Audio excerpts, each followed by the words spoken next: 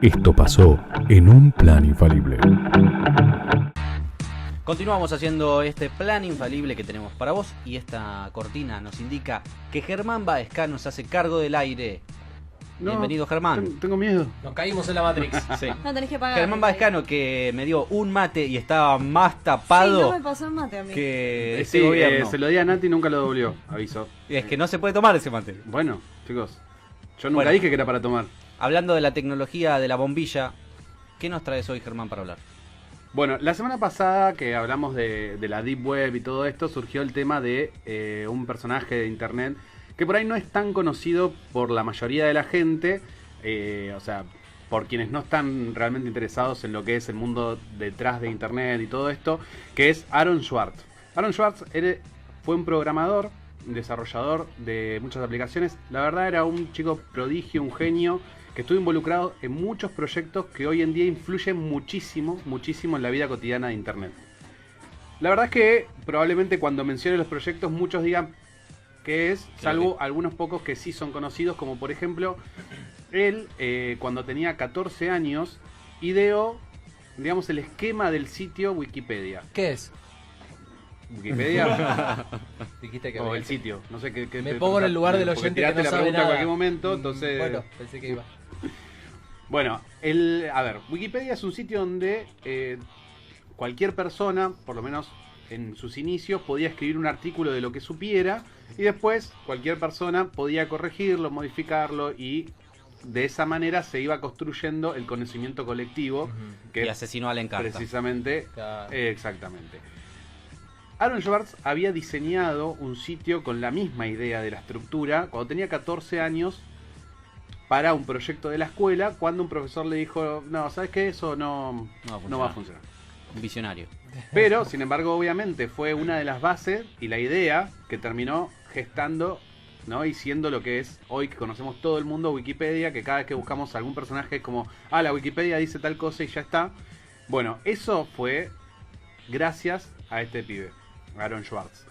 Además de eso, también en su momento hizo otro proyecto que se llamaba Watchdog.net, que básicamente lo que proponía esta plataforma era una forma de vigilar a los políticos. Opa.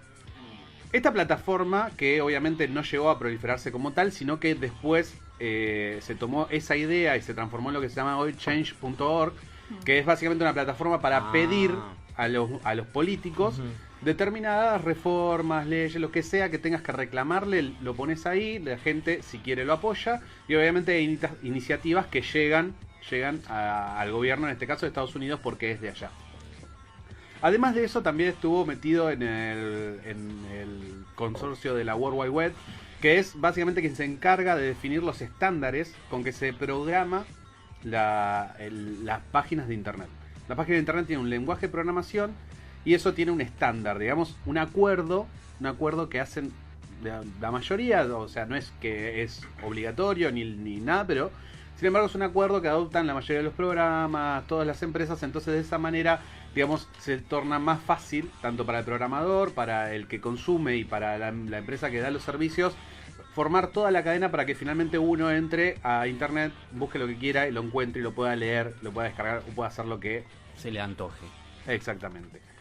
Este chico que fue un prodigio y se lo considera uno de los grandes genios de internet. De hecho, hay un documental que salió hace 2 años que se llama The Internet Own Boy, la historia de Aaron Swartz.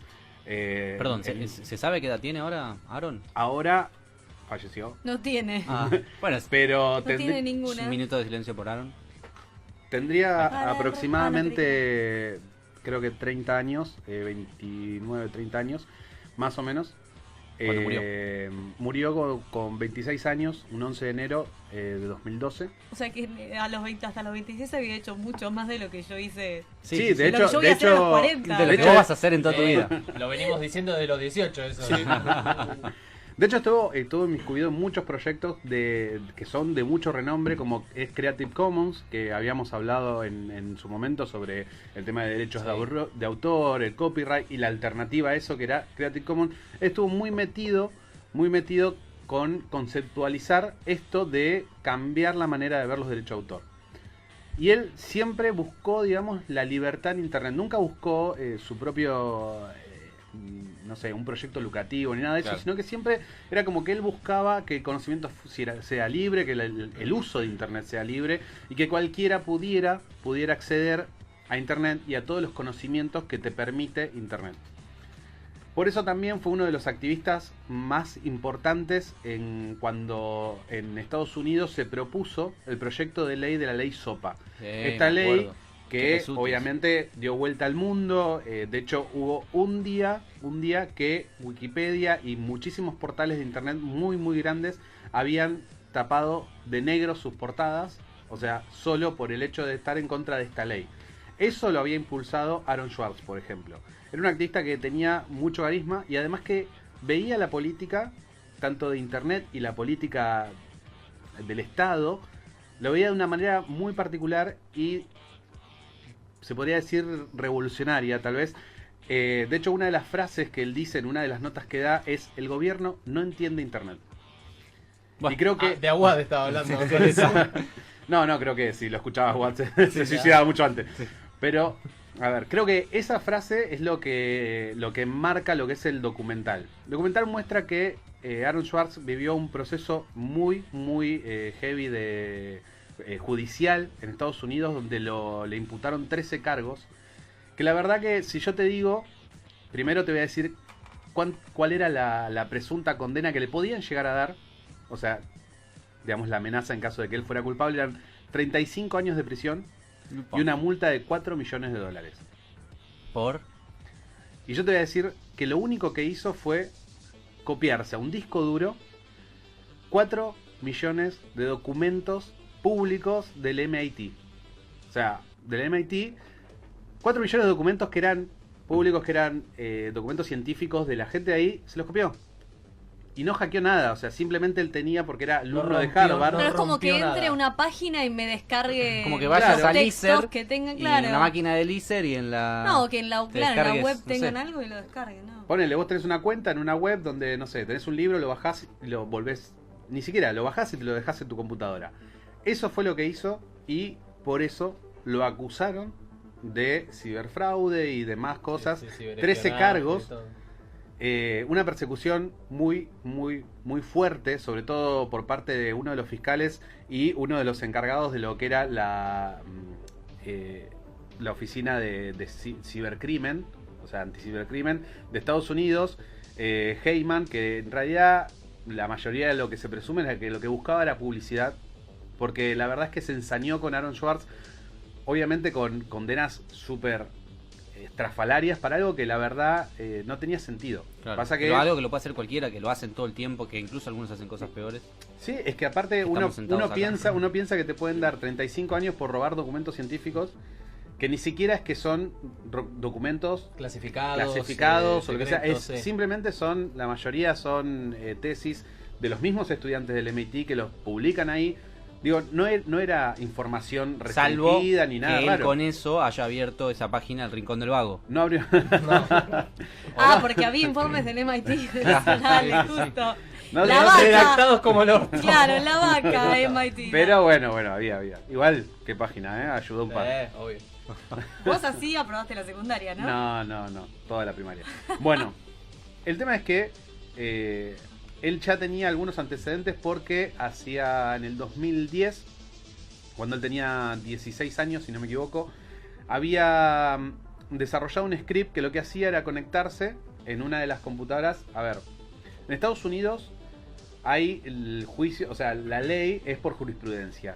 Y la mayoría de los casos documentados, hay una gran base de datos que está digitalizada. Esa base de datos era accesible gratuitamente a través de determinados ciber que eran librerías oficiales, o sea, de bibliotecas oficiales del Estado. Desde ahí vos podías entrar y descargarte lo que quieras. O sea, no es que estaba... Pero no tenías desde internet, desde cualquier otro lado, no tenías acceso. Tenías que ir a ese lugar, descargártelo. Y además lo que él decía, o sea, por lo menos lo que comentaba de eso era que no estaba ni catalogado, ni clasificado, simplemente era un montón de información tirada por ahí y uno cuando tenía que hacer una investigación sobre un determinado caso, lo que sea, era muy engorroso meterse y empezar a inmiscuirse en toda esa información. Entonces lo que hizo fue desarrollar un script que lo que hacía era, cada caso lo bajaba, lo copiaba y lo subía a un servidor. Ese servidor era público, en una página web donde cada uno podía entrar y podía buscar, obviamente con la información mucho más catalogada, más ordenada y todo, podía buscar todo. Pero a Estados Unidos le pareció que eso estaba mal, que eso era un crimen, y por eso ya tuvo un precedente de hacker como de cibercrimen, digamos. Y gracias a ese antecedente fue donde se apoyó la fiscal y este personaje de la Fuerza Anti-Cibercrimen para enfocar todos sus esfuerzos en que Aaron Swartz fuera preso y fuera condenado. Entonces así que, a ver, el MIT, si bien nunca presentó una acusación formal, nunca dijo me robaron los documentos, el lugar donde estaban los documentos, que es JSTOR, tampoco. O sea, no es que JSTOR o el MIT dijeron sí, mirá, me está robando. No. Nadie hizo una denuncia, o sea, actuaron simplemente fue como, mirá, me parece que hay alguien que se está bajando muchos archivos. Bueno, pusieron una cámara y finalmente lo graban a él entrando, y él había dejado su computadora conectada al servidor. Que la verdad no había seguridad, no es que él irrumpió en un lugar, qué sé yo, está bien, por ahí era un área restringida, entre comillas, de la facultad, pero no es que él entró al MIT a escondida. Él simplemente puso una computadora con un script que lo que hacía era bajar toda la información, o sea, de estos documentos a su disco duro. Estos 4 millones de documentos que supuestamente para el Estado en ese momento, o la Fiscalía, era un delito atroz. Cuando lo filman, obviamente tienen la prueba de que entró, pero, de nuevo, el MIT nunca dijo, sí, me robó, con lo cual fue todo a cargo de esta oficina de anticibercrimen. Y además de eso, por otro lado, también se le critica mucho al MIT, que siendo una de las instituciones que más avala a los hackers y al hacktivista, como se llama, a los hackers que buscan hacer el bien, desarrollo informático, no hizo nada.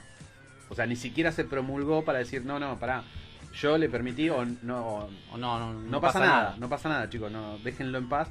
Ni siquiera eso. Entonces, igualmente Aaron Swartz ya tenía problemas de depresión y bueno, sufría algunas enfermedades crónicas, lo cual seguramente también pesó a la hora, pero cuando supuesto, él tenía previsto el 16 de enero recibir la sentencia de su juicio, el 11 de enero de ese año decide quitarse la vida en su piso de Nueva York.